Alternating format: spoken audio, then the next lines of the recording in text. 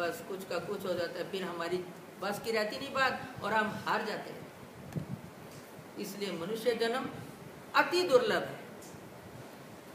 By chance कभी हमें अगर मनुष्य जन्म मिला भी है तो उसमें भी अगर हमने परमेश्वर भक्ति नहीं की तो हमने अपने हाथ से एक अनमोल रत्न को खो दिया, उसको हमने पहचाना नहीं किया। अनमोल रत्न भगवान ने किस लिए दिया है? हमारे मार्गों में एक परंपरा से श्लोक आता है, कौन देश से आया जोगी, कौन तुम्हारा नाम, कौन तुम्हारे माता पिता, क्या तुम्हारा, कौन तुम्हारा धाम। उसमें जवाब देता है जीव। तम देश से आया जोगी, जीव हमारा नाम, कृष्ण हमारे माता पिता, मोक्ष हमारा धाम। इस जीवात्मा का, मनुष्य का धाम क्या है? अंतगता कहाँ है? साधुओं के कंधे पे।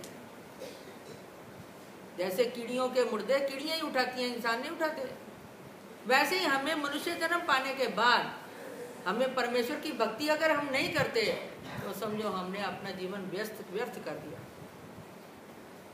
वो भक्ति परमेश्वर को जानकर करनी है, ज्ञान पूर्वक करनी है, अज्ञानता से नहीं करनी। अगर हमारे भाग्य में कोई बात नहीं भी होती अगर, तो परमेश्वर वो भी दे देते हैं, लेकिन हमारी भक्ति होगी तब। इसलिए मनुष्य जन्म दुर्लभ होने के बाद मेरा मोक्ष कहाँ होगा, मुझे कहाँ प्राप्ति होगी, ऐसा कर्म क्या करने से क्या होगा, ये सभी बातें ब्रह्म विद्या शास्त्र में बताई गई हैं।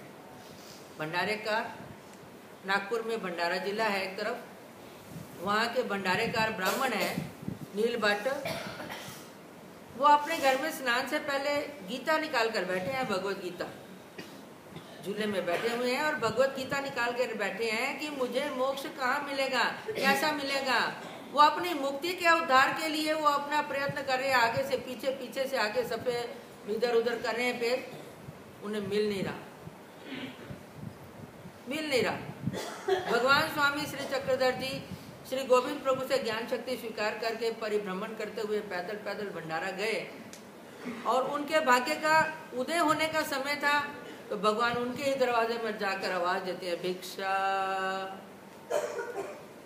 भिक्षा सवाल करते ही घर की धर्मपत्नी जो है उनकी, वो थाली में रोटी सब्जी जो भी है परोस रही है।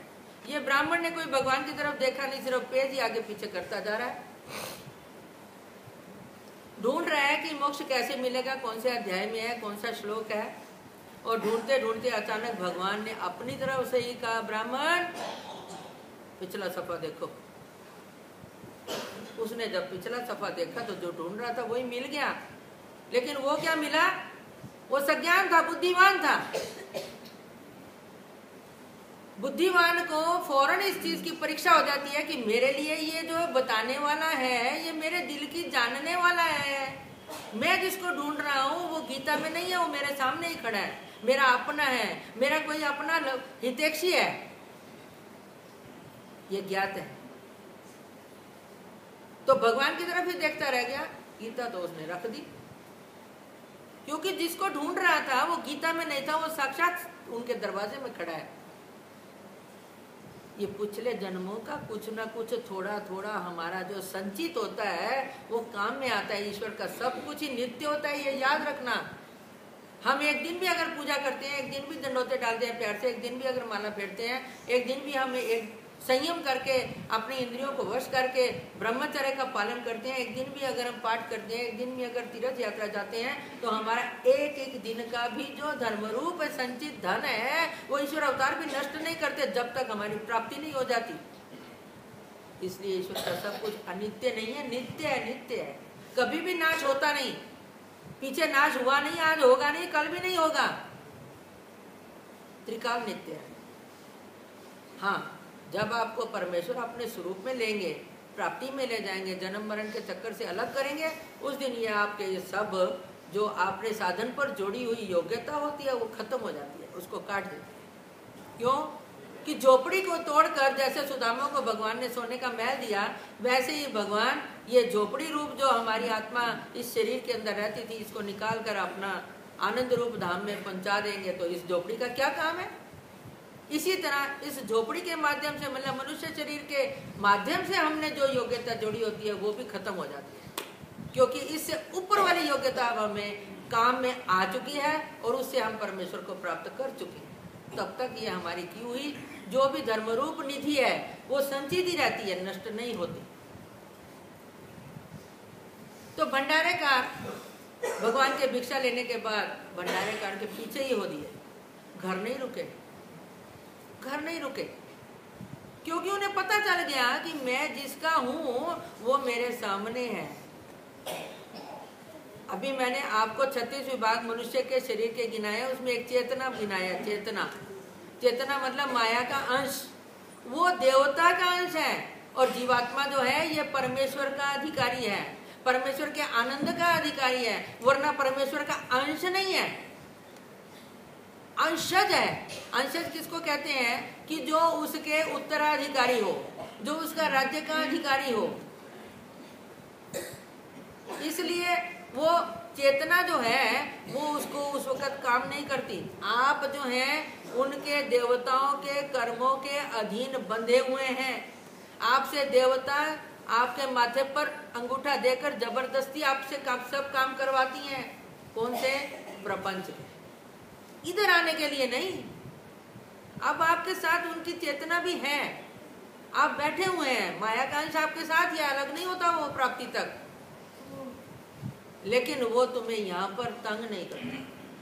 जैसे सूर्य की तरफ मुंह करने के बाद परछाई पीछे हो जाती है, वैसे आपके साथ वो पीछे बैठा है। उसको पता चल रहा है ये कुछ कुछ कर रहे हैं, क्या सुन रहे हैं, ये क्या बोल रहे हैं, ये क्या मत्था लगा रहे हैं, ये क्या है इनके हाथ में। ये उस देवता को सज्ञान माया का अंश होने के बाद भी उसको पता नहीं चलता। सिर्फ इस धर्म का, ज्ञान का, मनुष्य जीवन का और परमेश्वर प्राप्ति का अधिकारी कौन है? सिर्फ जीव। इसलिए हमारा सौभाग्य है कि हमें अगर मनुष्य जन्म मिला है तो हमें भंडारेकार की तरह अपने जीवन में सफलता के लिए, मोक्ष के लिए, परमेश्वर प्राप्ति के लिए, जन्म मरण के चक्कर से छूटने के लिए हमें वो उपाय ढूंढना है जिसमें हमें साक्षात परमेश्वर खुद आकर कहे कि ब्राह्मण पिछला सफा देखो। वो भाग्यवान थे, उन्होंने भगवान की साक्षात श्री मूर्ति से, श्री मुख से सुना और उनका सन्निधान जोड़ा। 16 साल उनके सेवा में रहे और वो बाहर निकल आए तो जब उनकी पत्नी निकल के कहती है आप कहाँ जा रहे हो? आपके लिए तो स्नान के लिए पानी डाला है गंगाले में।